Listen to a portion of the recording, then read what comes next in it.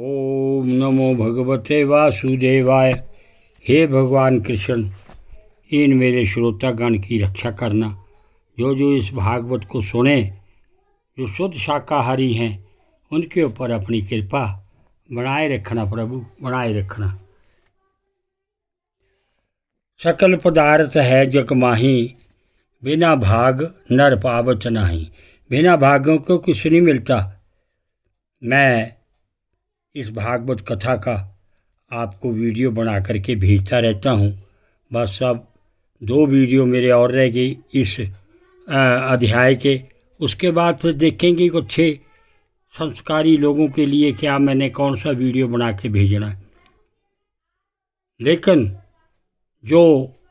ये जो भागवत है, ये जो वीडियो बना के भेजता हूँ मैं, वो हमारे भारतवर्षियों के लिए है, मेरी बेटियों के लिए, मेरे हिंदू मुस्लिम सिख ईसाई सबके लिए है। परंतु जो शुद्ध शाकाहारी हैं, जो इसके ऊपर आस्था रखते हैं, उनका भगवान भला करे।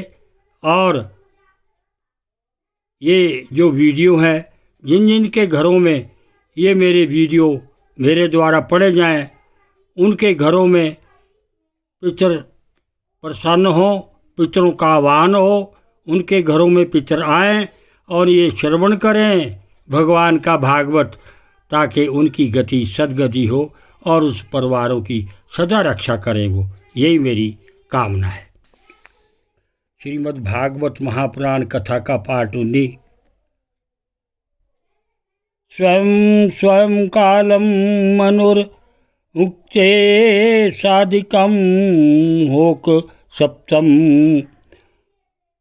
मनमंत्रेषु मनवस्त दस्यार्ष्यसुरा भवन्ति चैव युगपत्सुरे शासचानुये चतान् एव निंदना सर्गो ब्रह्म हस्त्रे लोकवर्तना प्रियगंध पितृदेवाना संभवो यत्र कर्मभि मनवंतरेषु भगवान विमर्त सत्वं समूर्तिभिः मनवादि विरदं विश्वं वतु जित पौरुषा तमामात्रामुपादाय प्रतिसरदि विक्रमः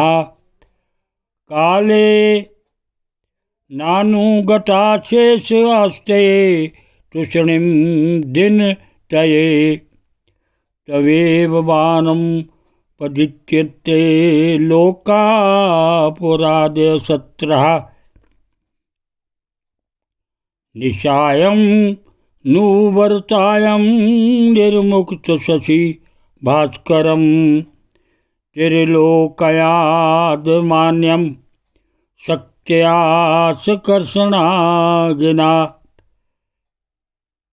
यान तुष्मणा मरलोकाजनं भर्गवादयोर्जितता ताव ते भुवनं सद्यः कल्पपाते दित सिंधवा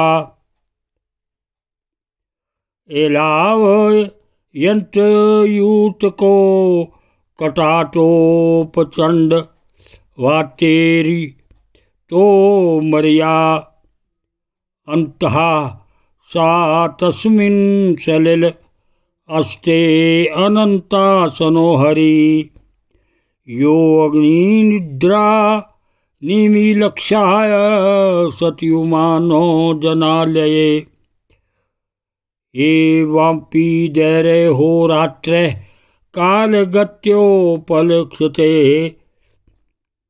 अपकसित मिवासयापि परमायुर्युवाचतं यद अर्धमायुष सतस्य परार्धर्म विधीयते पूर्वा परदोर अपकरन्तो अपरो अध्यापरवर्ते पूर्वस्यादो परारदस्य ब्रह्मो नाम मानभूत कल्पो यत्र भवद ब्रह्मा शब्द बृहति यम विदु।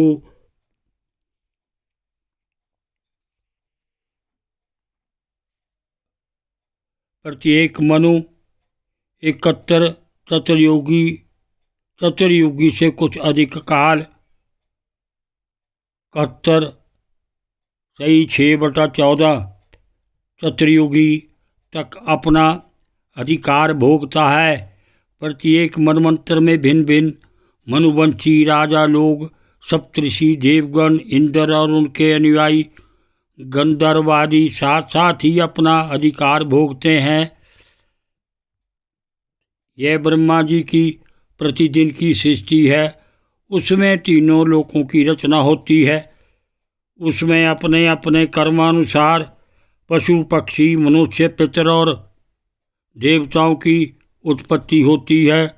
इन मनमंत्रों में भगवान सत्वगुण का आश्रय ले अपनी मनु और मूर्तियों के द्वारा पौरुष प्रकट करते हुए इस विश्व का पालन करते हैं।